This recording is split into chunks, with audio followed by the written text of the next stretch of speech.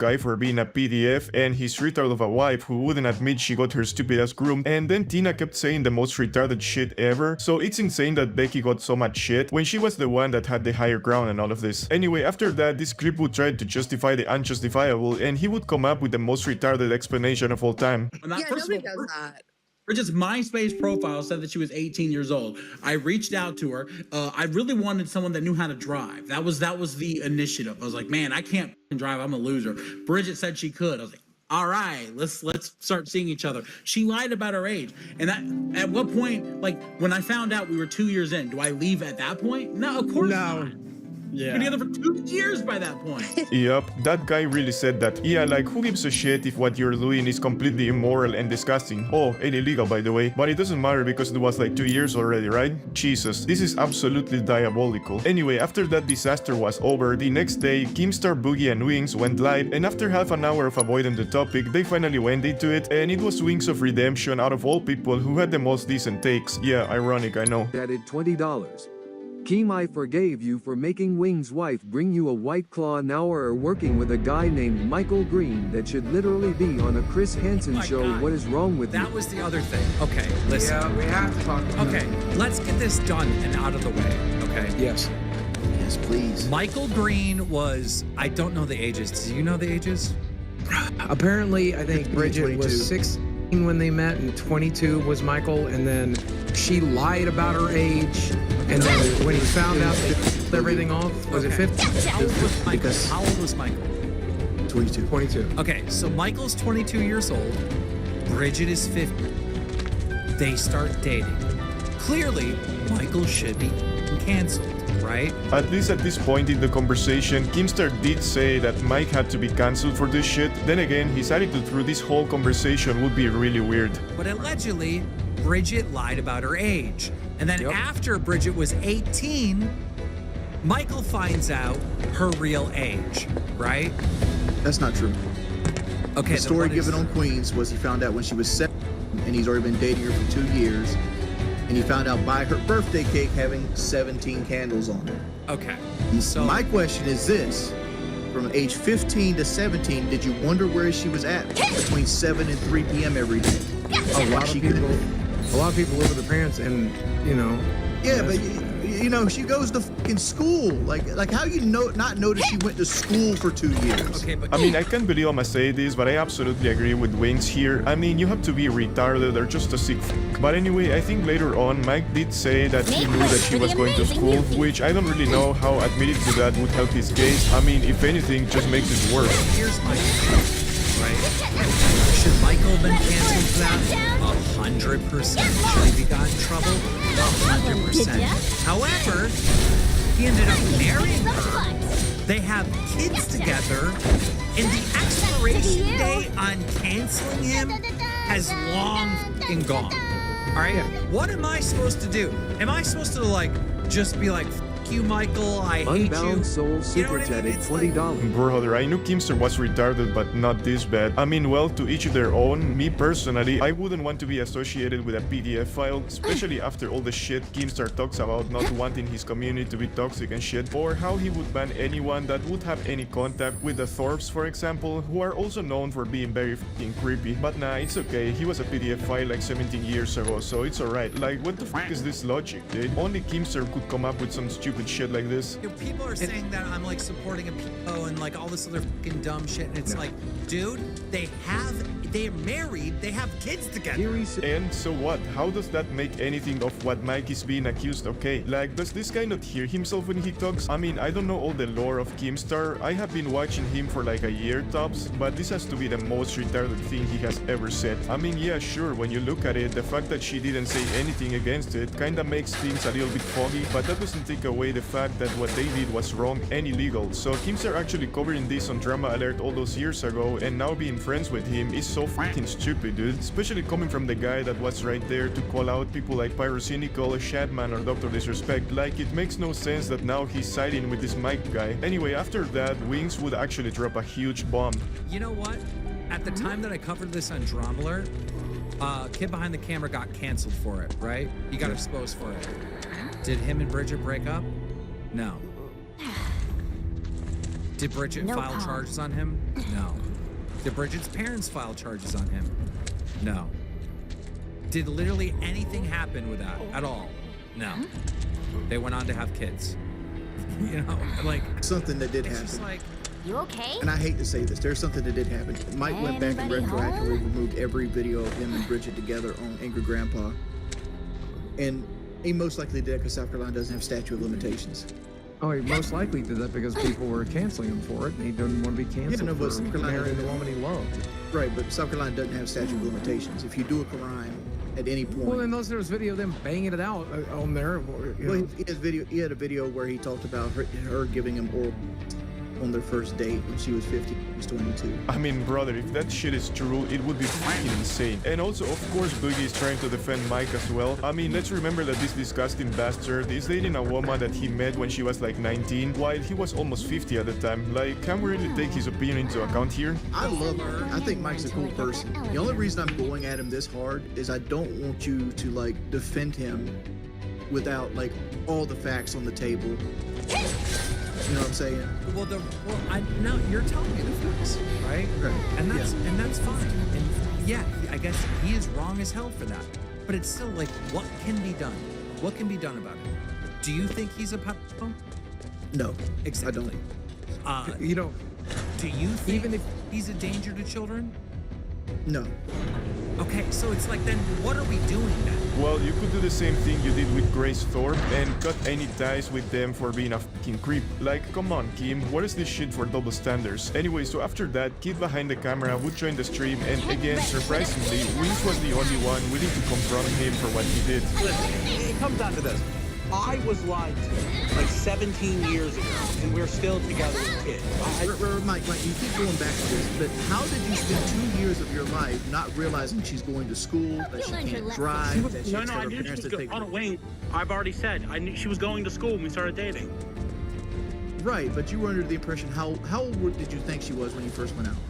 18. 18-year-old, did you think she was going to college? No, she told me she was in high school. I knew that. Yeah, again, like I said, I don't know why he thinks that saying that helps his case, but whatever. I am not a PDF file, so I cannot think like one. Anyway, after that, Wings would once again bring up another great point. When somebody tells you they're 18, I'm not going to go, hey, can I see your ID? It's stupid. Here's I don't know what Bridget looked like when she was 15, but like I know what like my nieces looked like when they were 15, and they look drastically different from 15 versus 20. Well, Wings, only one of us is on file fucking defending like the age of consent. That's not even me. I haven't even said that. I mean- like I feel like I'm the fucking victim in this. I was the one that lied to. I mean, if we watch the Queen's clip, you're on file too, bud. I mean, this guy is just plain dumb at this point, and to make things even worse, he would double down on his degenerate ways and would say this. Well, no, I'm sorry. Even if we got back to it, I'm not going to separate because the internet is outraged. No, I'm just and saying, my like, wife. I know, but what I'm saying is there's no way to really still be mad about it. In Like my the opinion. stupid shit is somebody saying, "Oh, that's pedophilia." I thought she was 18, and I've been with her for 17 years. Now, if we get a divorce and I start dating another 50, well, okay, I guess you can cancel me, okay? Amen. But I'm not going to apologize because my adult 31-year-old wife was 50, lied about her age when we got together. Sorry. The issue isn't so much pedophilia, Mike. It's the fact that anybody looking at it from outside looking in looks like a committed statutory, regardless if you want to or not. It is what it is. Boogie, call the cops on me. Or Wings, call the cops. Anyway, so after a while, Kim had to leave because this was too much for him, and the chat was giving him shit for defending a PDF, so I don't know, I guess he went to cry and drink alcohol. kIUglhj.vgh super Okay, so they chatted had kids $20. before they got Keem married. and Boogie defending a B-file is so cringe. This isn't the Keem and Boogie I grew up with. I did not I'm not defend defending any Bro, people. What are you talking about? 361 Now super I'm getting chatted pissed. $20. Now I'm Honestly, getting pissed. point A to go. I don't understand. There was Love no the show. defense. Love I didn't you put guys. forth any defense at all of this fucking relationship. What I said was they've been together for like fucking 20 years and they've had kids together and they're fucking married. So not much shit is gonna be done. How many more times am I gonna get fucking gaslit with these donos and the shit that you guys are saying? There is no defense of it. There's about 116. Dude, and then this motherfucker saying In Keem is Queens. gonna get canceled this year too. Okay, well guess who just got canceled from my chat? You motherfucker. That's I'm not what putting we're up trying to with do this here. shit. We're trying to discuss I what don't went give down a on our flying platform. fuck bro, and you were all fucking wrong. I'll show your ID right now. Dude, we when we went started to, dating you were in talking to her, 2023. She's turning 22. Shush. Do the math, You you started talking dipshit to her. motherfucker. You were talking to her when we went to fucking Houston, Texas, brother. And I Yes, asked she her was how old she 19 was. at the time. And I had, She was okay, turning, so now yes, so she she was wasn't turning 20, then now she was 21. She was 19. turning 21 in less than a month. And So we never again, dated till she was I don't 20. want to hear you fucking being outraged and disgusted. I'm at not a 21-year-old. outraged. I'm not that a 21 outraged. I'm not outraged. Mike, at the end of the day, not both were outraged. consenting adults in Boogie's relationship. Hey guys, here's the Big Dabrowski from the future, because as I was editing this video, Keemstar got so desperate about this situation that he called Nicholas Diorio to ask for advice on the situation when he was streaming. Hey, I'm live. Don't say anything crazy. You want me to call you back later? I want to say some shit crazy though. No, I wanted your opinion on something. Are you familiar with Lolcow Queens? Yes, I am. Okay, and you know how Kid Behind the Cameras like co-owns that and produces it or whatever. Yeah, there's He's, some like, a shit part of about it. like how he met his wife when she was like in a really weird age gap or something. This is exactly what I'm calling about. All right. I'm gonna need to look into it before I make any firm stances. But yeah, hit me with it. Okay, well, I'll tell you what I know, right? This story came out 7 years ago or whatever, but people knew about it before them because they openly told their audience, right? Mm-hmm. So 7 years ago, Drama Alert and Scares both covered this story. And at the time, nobody gave a shit because they were already together for like a decade. Like literally nobody cared when me and Scares covered this 7 years ago. But allegedly, Mike's wife, Bridget, lied about her age to Mike, right? And he found out when she was like 17, after they were already dating for like 2 years, and he didn't break up with her, and they've been together for 17 years now and have 2 kids and are married, okay? But they started dating when he was like 21, I Yeah, think. when he was 21 and she was 50. That's what Xylee told. Yeah, Yes. that's gross and disgusting. Disgusting, horrible, right? When I found out about it 7 years ago, I was just basically like, well, the expiration date is run out on that. They've been together for like a decade type of shit, right? It was like one of those things where I was like, well, nothing can be done. Now it's 17 years later, and now they have kids together, they're married, and I'm just like, it's just like one of those things where, yeah, this is f***ed up. Mike is so f***ing wrong for that. I don't condone this at all. But also, nothing can be done. Like, what is he supposed to get canceled? Is he supposed to lose his children or something? Like, you know what I mean? Like, Well, I think the main thing that you're leaving out is supposedly the girl like lied about her age. He didn't find out, and there's no proof that he knew how old the person was. But like, even then, I mean, I wouldn't want to associate with this guy personally. I think it's just gross and weird. I mean, Keemstar's attitude to all of this is so weird. Like, he's trying so hard to get someone to convince him that Mike being a pred is okay. But I mean, anyone with a regular functional brain would come to the same conclusion. You really don't want to associate with someone like that, let alone having him as your partner for all of these shows he's trying to produce. I mean, during the Lolcow live stream, he already said that he thinks that what Mike did is disgusting and wrong. At least there's that, but still, he should fire his ass and cut any ties he has with that dude. Hey guys, here's the Big Dabrowski from an even more distant future. So I have seen that recently there was a stream of Lolcow Live where they discussed this situation again, and it seems that Keemstar, in part influenced by the call that he had with Diorio, decided to get rid of Kid Behind the Camera. And I go, you know what? Instead of arguing with these people, let me start reading the criticism. So I took a long time, started reading through the Reddit, started reading comments, started like listening to all the criticism. A lot of it's just dumb shit, which, you know, you have to ignore. Oh, you're a P supporter. Obviously, I'm not. I have a whole career of fucking exposing this shit. Or the gaslighting. Oh, you're defending this. No, we're not. No, we're fucking not. Get fucking banned, you. But the real criticism, I read. Then I called Nicholas Diorio, and I was hoping for a private chat to explain the situation, and I wanted to know his thoughts, you know, as one would do, talk to their peers when they're put in a weird, difficult situation. Told him what was going on, and he's like, bro, you can't be working with him. I understand it's a weird gray situation, but you can't be working with him. So I made the call today to kick Mike completely off of Queens. Yes, I know he owns it. Me and him own it. All right. But I do have the power to kick him off the camera. He's not allowed to be like on the show anymore. He's been kicked off. He's also been banned from our Discord, and he will not be seen. And I've seen a bunch of people actually defending the guy and saying that he's a good dude. I mean, even Becky, the one that started all of this mess, she was crying because of Mike getting fired from the show. Okay. I want to cry right now. Why? Because even as we're doing this, and I'm saying I don't think I would be fine without Mike on YouTube, he's still texting me and in my corner and trying to make me feel better. He just told me, you would do fine on YouTube. You've just got to try. You're great at this. Do you see what we mean when we're saying that Mike is a great person? He's the one going through all of this, and he's still here trying to tell me to be strong.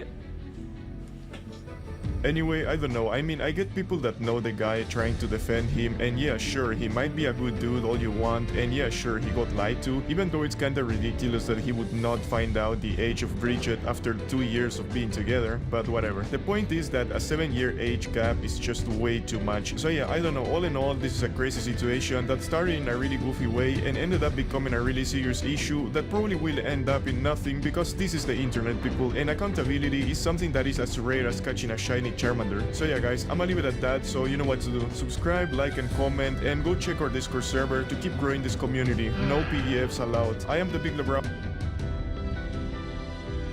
I never would have thought that I would see the day when Robert Kiyosaki would sell literally his entire silver and gold stack and trade it for Bitcoin when Bitcoin is trading at an all-time high. We'll break down exactly what happened and his reasoning for doing so, as well as my thoughts on the matter, and get your thoughts as well as we explore.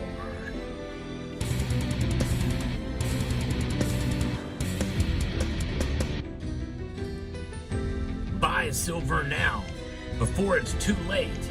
Silver is going to go to the moon. Buy gold and silver now. It's real money, not this fake trash that's out there, the dollar. Those are familiar sentiments from Robert Kiyosaki. He is definitely an alarmist, but he's always been about sound money, gold and silver. In fact, one could say he's a champion for it, but he also, I think, hurts the cause by overinflating its value, and as an alarmist, he's one of those that will tell you to get it all, get silver and buy it now. And I think that's unwise advice. But I think what's even worse advice is following his lead in what he has just announced. Zephiel sent me a link to a video entitled, "I'm Selling My Silver for Bitcoin," from the Rich Dad channel. And as you know, Robert Kiyosaki, he is the author of Rich Dad, Poor Dad, a very popular book that has helped a lot of people. You know, like most analysts out there, Robert Kiyosaki has some good advice. In fact, I even agree with his choice for president. And he's friends with the current president right now. But still, it does not mean that he can't get things wrong. And I think he probably made one of the worst moves ever. Why did he do it? Well, he says that Bitcoin is the way to go. It is the new decentralized system. And in his video, which was originally 20 minutes long, and now it's like about 5 minutes or so, and he's basically saying that that is where it is now. Bitcoin has become this big behemoth, and it is the future. And for an old guy like him, well, that's what he wants to do. He wants to transfer and sell all of his gold and silver and go all in on Bitcoin. And that's never good advice for anything, for any investment strategy, by the way, including a hedge like gold and silver. I would never tell my viewers to buy gold now, buy silver now before it's too late. No, you want to, and by the way, if you're going to buy, you know, I think it's a good idea to shop around for the best price, no matter where you find it. Summit Metals, though, being a new bullion company, relatively new bullion company, they have very competitive prices and a growing selection of precious metals. So check out summitmetals.com. Now, Robert Kiyosaki is telling you what he's doing, and if you follow his lead, you would be a fool. I'm just gonna go right out and say it. And actually, I dare say that this move is so bad, And the motivation for it is obvious when you watch that video, because he is basically, it seems like he's being sponsored by this crypto exchange or whatever it is. I forget the name of it. I don't even want to mention it to give them any kind of advertisement. But you watch that video, he's talking about this one exchange or whatever or this one company that's involved in Bitcoin, and he's going to be moving all of his gold and silver and sell it all. It's horrible advice. You know, Bitcoin, as much as it's decentralized and as well as it has done, it's still a speculative asset, even if it goes to $1 million. And by the way, he says that silver, he's been saying that silver should be, very, very high in price. He's made all kinds of ridiculous predictions that have never come true. And so we don't really trust him on gold and silver either, other than the fact that we should hold it.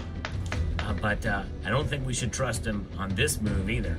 We should not emulate what he's doing. And he's making a video saying, this is what I'm doing, and basically encouraging you to do the same through this conduit, this company that he's mentioned in his video. I just think that's profoundly bad advice and pretty transparent as to what's motivating him to make that announcement. He's basically giving up on everything that he has been teaching people for since the 60s, when he first made this discovery about silver, and especially silver, and he's going to sell it all for Bitcoin. That's crazy. It's one thing to be diversified. It's one thing to tell folks, hey, it's probably a good idea to get out of the banking system, at least in part. By the way, I would not fully do that. Most of us are tied to banks. Very few of us are completely unbanked. In fact, I don't know of anybody that's completely unbanked. But nonetheless, it's good to have money outside of the system, in dollars even, in case of an emergency. It's good to have diversification in general in terms of asset classes, even safe asset classes like gold, silver, cash, land, guns and ammo, all kinds of different things, food, water, all kinds of preparations. That's wise advice for sure, to be diversified. But to take the foundation of what money has been for thousands of years and sell it all for speculative cryptocurrency, even if that cryptocurrency goes to $1 million, I think is a fool's errand, indeed. Because, the thing is, if we knew it was going to go to $1 million, and you can take some of it and sell it back, but the thing is you don't know how long it's going to stay there or what's going to happen. You have to time when you sell at that given point in time.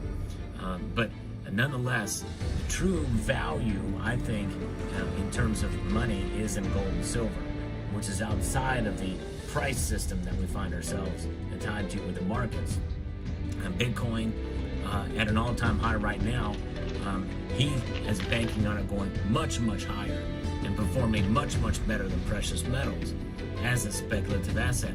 But the fact is, we really don't know exactly what's going to happen with Bitcoin. And by the way, if it's something that is going to be, essentially manipulated to the upside, and he knows something that's insider trading, I don't know. To me, that's dubious, and we just don't really know what's going to happen. But I think that if Bitcoin if he's making this, sounds like he's making some sort of assumption that it is going to go much higher. Well, if you look at his track record with predictions, I would run very, very far away from that. Very far away. I just think it's a horrible advice all around. And I was shocked when I saw this and heard what he said there, especially given what he has said about gold and silver for so long, and he's going to completely abandon it. As I watched it several times, he said he's selling all of it, not selling a portion of it, or, he's selling all of it. And by the way, I wouldn't fault anybody if they wanted to take a little bit of risk in any asset class, any investment strategy that is on an upward trajectory. But I would never sell all of it, because the ultimate store of wealth is gold and silver. And if Bitcoin does go to $1 million of Bitcoin, and you have quantum computing start to really take off, where it can literally hack into the Bitcoin and dismantle the entire system, which that is something that people poo-poo that idea, the pro-Bitcoiners out there. But make no mistake, Bitcoin is not hack-proof. It can be hacked. I guarantee you it can, especially with quantum computing. And the organizations that are out there that can make that happen are probably very powerful. And decentralization actually works against the blockchain tied with Bitcoin. And then those that want to take it down. And there's a lot, including some state actors that would want to make that happen, to destroy all that wealth, literally in an instant, to hack through a couple of Willow chips guided in some supercomputers. We're talking hyper supercomputers that can make that happen. And anything that's tied to a digital asset that is literally only backed up by the time and energy used to create it and transact in it, that's not really much to speak of. Gold and silver, yes, they can be melted in a fire, but they do not disappear. They maintain. That's what the beauty of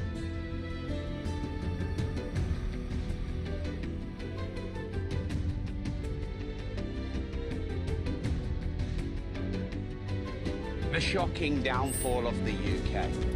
This saddens me to say that virtually every entrepreneur I know that pays millions in taxes, the economy in this country is looking at leaving. Many have already gone to Dubai and other parts of Europe, and this isn't just for the weather, by the way. And I'll focus this video on the economy and taxes. But of course, in the UK, we've got this disdain for success, the hatred of the rich and of millionaires. By the way, most millionaires are not rich.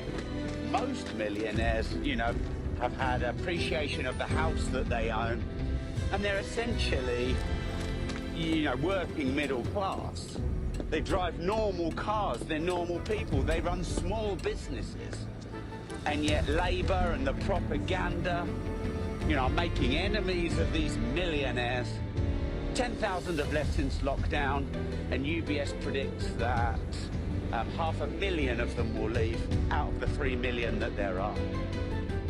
We've got the revolution here, we've got major problems with immigration, we've got conflicts left, right, centre, we've got the divisiveness between the far left and the far right. We've got these stabbings, we've got these cover-ups in media. It's really sad to see this shocking downfall of the UK. But the foundation of it all is the economy. Because if you have a good economy, then you can fund the police. If you have a good economy, you can fix and fund the NHS, which of course, our safety and our health is more important than our wealth. But without wealth, our safety and our health are put at risk. And right now in the UK, people do not feel safe. My dad waited 11 hours in A&E with chronic chest pains. 11 hours. He's been a taxpayer for 65 years. But all this being said, VAT at 20%, corporation tax at 25%, income tax nearly 40%, but then as you go up just above, say, 50 grand, it gets more. Between 100 and 125 grand, it's 60% in that bracket. 15% national insurance, pension contributions you're made to pay. And where does